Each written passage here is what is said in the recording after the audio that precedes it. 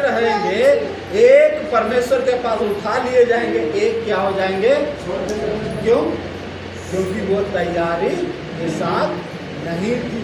जो तैयारी के साथ है वो परमेश्वर के पास उठा लिए जाएंगे, जो तैयारी के साथ नहीं है वो कहाँ कर दिए जाएंगे?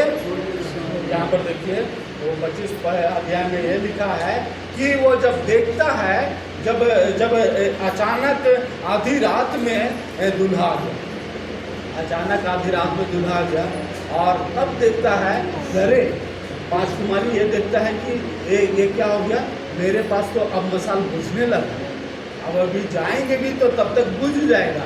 इसलिए वो पड़ोसी से बोली, 5 कुमारी से बोली कि ऐसा करो ना, थोड़ा सा हमको दे दो ना ये जलाने वाला, ताकि हम भी क्या करें, साथ में चलेंगे, कोई दिक्कत नहीं।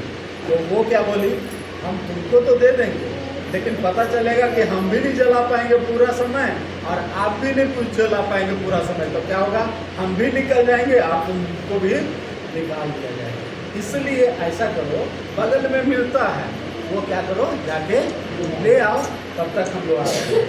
वो हुआ कि उधर लाने गए, ये लोग तब तक दूल्हा आ गया, शादी के लिए लोग बैठ गया, दरवाज़ा बंद हो गया। और वही बातें है, जब वो लोग जब आई, दरवाज़ा ठकठकाई, तैयारी के साथ जब आई, तैयारी के साथ वो आ गई, दोबारा तैयारी वो लोग करके जो भी व्यवस्थाएं करके आ गई, लेकिन जब आई दरवाज़ा खुला नहीं। क्यों? क्योंकि उधर से क्या बातें आ रहा है, मैं तुमको नहीं जानता, मैं तुम्हें नहीं जानता कि तुम कौन हो। क्यों? क्योंकि तुम तैयार के साथ उन लोग को आने नहीं दिया, उनको बाहर ही रखना पड़ा। तो कहने का मतलब ये है, इसलिए बताता जागते रहो, क्योंकि तुम उस दिन नहीं जानते हो, ना उस घड़ी को भी नहीं जानते। यानी प्रभु के समय को हम लोग नहीं जानते, प्रभु कब आएगा वो नहीं जानते, प्रभु हमारा न्याय कब करेगा ये हमें पता नहीं है। इसलिए हम अपने जीवन को ये टटोलते रहना है कि प्रभु की इच्छा क्या है। क्या अभी हम अगर गौर करेंगे, एक शब्दों में अगर वचन से गौर करेंगे तो बहुत सारे बातें गौर करने का है, लेकिन 1-2 शब्दों में हम आपसे पूछना चाहते हैं, क्या आपने अपने जीवन को कभी गौर किया है क्या कि हमारे जीवन का जो कार्य है, जो बोली है, प्रभु की इच्छा के अनुसार है या नहीं? कभी गौर किए क्या? आपको कभी ऐसा कभी डर महसूस होता है कि हमने ये गलत किया या ये अच्छा नहीं किया? आप जब अपने पड़ोसी से बात करते हैं, मान लेते हैं कि पड़ोसी आपके साथ कुछ गलत हो, तो आप जो व्यवहार करते हैं तो आप कैसे बात करते हैं? गलत अगर किया पड़ोसी से कैसे करेंगे? आप प्रभु में नहीं है, मान लेते हैं आप प्रभु में नहीं है, उस वक्त आप पड़ोसी से व्यवहार करेंगे, कैसे व्यवहार करेंगे? उसको सीधे जाएंगे, दरवाज़ा को जोर से ढक लगाएंगे, निकलो बाहर, और क्या करेंगे, जितना भजन कीर्तन हम जानते हैं सब उसको सुनाइए कि नहीं? भजन कीर्तन कैसा नहीं, जितना दादा परदादा से सीख के आया ना उल्टा सीधा बोलने के लिए, हम लोग सब उसको सुनाएंगे उल्टा सीधा। लेकिन अगर हम प्रभु में, तो हमारा कर्तव्य क्या है? हम वो सुना पाएंगे? उसको उतना गुस्सा से हम उससे बात कर पाएंगे? क्या करेंगे? हमारा व्यवहार चेंज होगा, क्योंकि प्रभु को ये पसंद नहीं है, गुस्सा करना प्रभु को पसंद नहीं है, ये गाली देना प्रभु को पसंद नहीं है, लड़ाई झगड़ा करना प्रभु को पसंद नहीं है। तो हम अपने जीवन में उनके साथ व्यवहार करना कैसे करना, ये गौर करना है कि हम जो बोलने जा रहे हैं उनके साथ, चाहे गुस्सा ही वो हमारे विरुद्ध में ही क्यों न किया हो, लेकिन प्रभु बोलता है हम अपने अपराधियों को क्या करना है, क्षमा करना, माफ करना। तो हमारे व्यवहार में क्या, निश्चित तौर से अगर कोई गलत है तो उससे थोड़ा सा दूरी तो रखना पड़ता है, लेकिन हमारा व्यवहार में कुछ चीज़ें हैं, हम अपने आप को हम अपने आप को परखना है, हमारी बोली में परिवर्तन आया है क्या? हम प्रभु में आने के बाद भी जो प्रभु के आने के पहले जो गाली बकते थे आज भी वही गाली बकते हैं। प्रभु में आने से पहले जो लड़ाई करने का जो क्षमता था आज भी वो इसी प्रकार से हम लड़ाई करते हैं। तो प्रभु की इच्छा को अनुसार हम जी रहे हैं क्या? प्रभु की बातों के अनुसार जी रहे हैं क्या?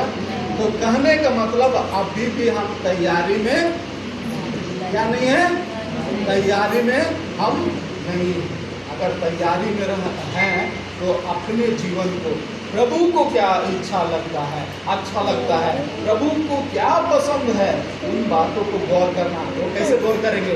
परमेश्वर के वचन से, यहाँ सुने गए बातों से, और मसीह के लोगों के द्वारा जो प्रभु में बढ़ रहे हैं आगे, उनके जीवन के द्वारा हम सीखते हैं। यानी हमारे जीवन की गवाही, हमारे जीवन के चाल चलन अच्छे हो, प्रभु की इच्छा के अनुसार से हो। ये आपसे कुछ प्रभु चाहे ना चाहे, लेकिन ये बातें प्रभु आपसे चाहता है कि हमारा जीवन प्रभु की इच्छा के अनुसार से हो, प्रभु को भाने के योग्य हो। हम लोग एक में पढ़ते हैं कि हमें क्या होना चाहिए? सारे हथियार के साथ वो सुसज्जित होना चाहिए।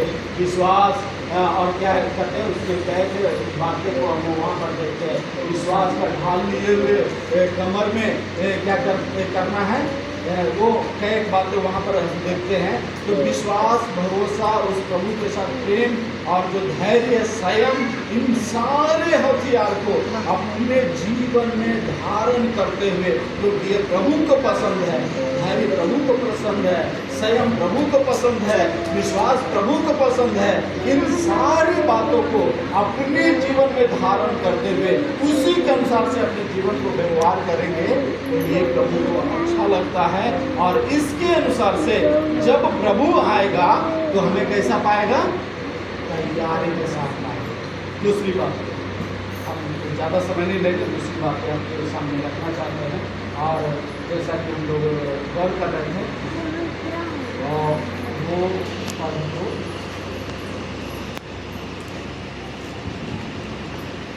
रोमियो का पुस्तक से हम लोग पढ़ रहे थे, 2 अध्याय था।